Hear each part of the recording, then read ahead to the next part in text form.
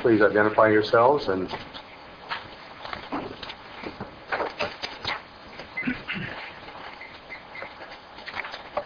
Hi, can you hear me? yes. My name is Kelly Garcia, and I am the director of the Summit Public Schools K2. We want to thank you so much tonight, all of you, for having us. Really quickly, just a little bit about myself. I am a 16-year public educator with the last 8 years in school leadership. All of our schools are mission-driven schools. And you have, I'm assuming you're looking at our presentation, you have that mission stated in front of you, which is to prepare a diverse student body for success in a 4-year college and to be thoughtful, contributing members to society. In the 11 years that our organization has existed, we have never wavered from that mission, and we relentlessly pursue that for every single student. Our program is outlined in the charter that you guys have in front of you, but there are a few points that I actually want to hit very specifically. One of them is a rigorous college prep curriculum. We have a non-tracked heterogeneous model, which means that every single student, regardless of preparation level, regardless of background, enrolls in all of the same classes. All of those courses are college prep, resulting in AP level courses by their junior and senior year. With that untracked curriculum, we actually provide tons of support for students who actually need a little bit of extra help through our interventions, after-school supports, Saturday schools, etc. The key part of this all is that when our students leave us, they are absolutely prepared to enter 4-year colleges and universities. Their coursework in our school alone makes them incredible college applicants by the fact that they have not only met but far exceeded minimum UC A to G entrance requirements. All of that is enhanced by the fact, one of the other points I wanted to make about our model, enhanced by the adult mentorship. So every single student on our campus has a faculty advisor. They meet that advisor before school starts in the 9th grade, or in this case it would be before it starts in the 7th grade.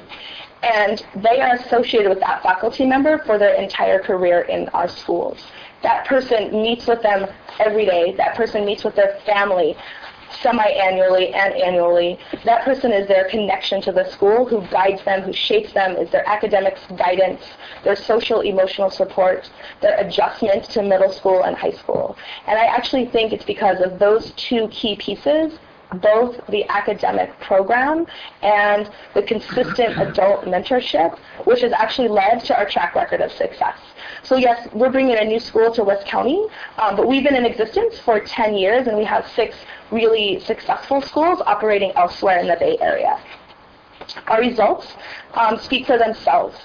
And so what I'd like to say is the results are not necessarily in the charter, but the things that I mentioned to you lead to some really incredible results. And I want to hit just a few of them. That 100% of our graduates, and keeping in mind a random public lottery, all students, all backgrounds, all preparation levels, 100% of them meet minimum college entrance requirements. 96% of our graduates have been accepted to at least one 4-year college or university, and often accepted to many more.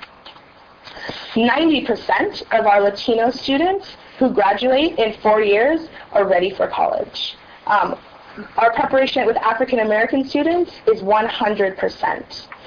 And our schools, in relation to similar schools, are always in the top 10%, especially compared with schools who have similar demographics to ours, which is, remember, a very diverse population. And then one thing that we're really proud of that I wanted to point out is that our ranking both nationally and statewide, in the nation we're ranked 82nd for public schools and 11th in the state of California. And so we're really proud of that, and we really hope to bring that to the students of West Contra, Costa County. Throughout this process, we have enjoyed the time that we spent with the district, especially Linda Delgado, who we met with many times, and we were really saddened when the school board denied our charter.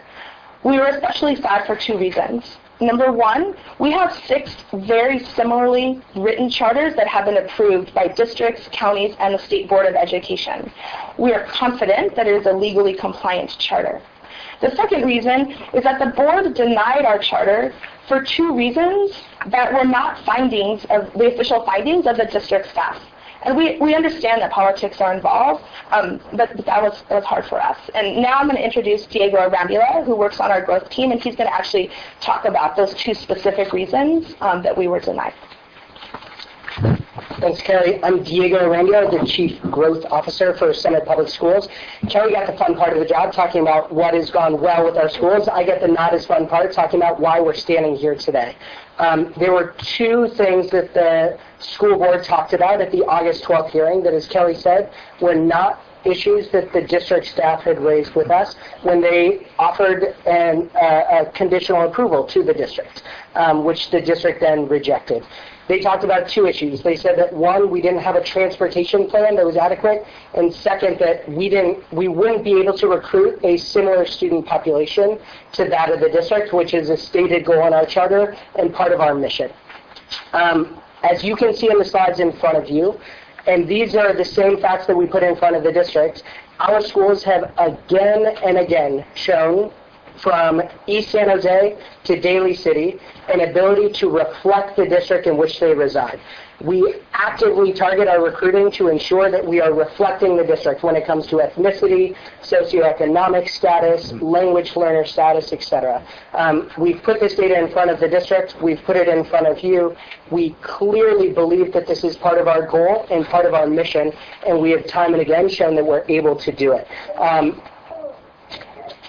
We also saw that the district said that there was no adequate transportation plan. We have someone here from our legal team who can tell you what I'm sure your legal team can tell you, which is that having a transportation plan in your charter is not one of the decision-making factors. Nonetheless, we put into this here for you a map of where our first identified spot is that we hope to locate in, with every bus line that drives to within a quarter mile of there, with the BART line that stops within a quarter mile of there, and shows you that students from San Pablo, from Richmond, and from El Cerrito can access the site using public transportation. The district itself already hands out thousands of Clipper cards to students because they know that students get on buses, get on BART lines to transport themselves to and from schools. And families, many of whom are going to come talk to you today, are here to tell you that if what it takes is driving a couple miles to a site, they will absolutely find a way to get their child to that site. We also wanted to talk to you about how some folks said, well, if you locate in particular parts of West County, you may not be able to pull a representative population. We have focused on the southern part of the county. So in Appendix W of our charter application, we've listed the 23 elementary schools that we plan to target. Those are the 23 elementary schools in Richmond, in San Pablo, and in El Cerrito. When you look at the demographics of those 23 elementary schools, they almost exactly, so the demographics of the southern part of the district almost exactly match the demographics of the district as a whole. We believe with the transportation plan in place, we believe knowing that those areas are all incredibly close, that our ability to pull a demographic similar to that of the district while locating in the southern part of the district is well within our reach. So to recap from our side, we wish that we weren't here. Not that we don't want to work with you all, but we really wish that we could have developed that long-lasting relationship with the district and kept that relationship local.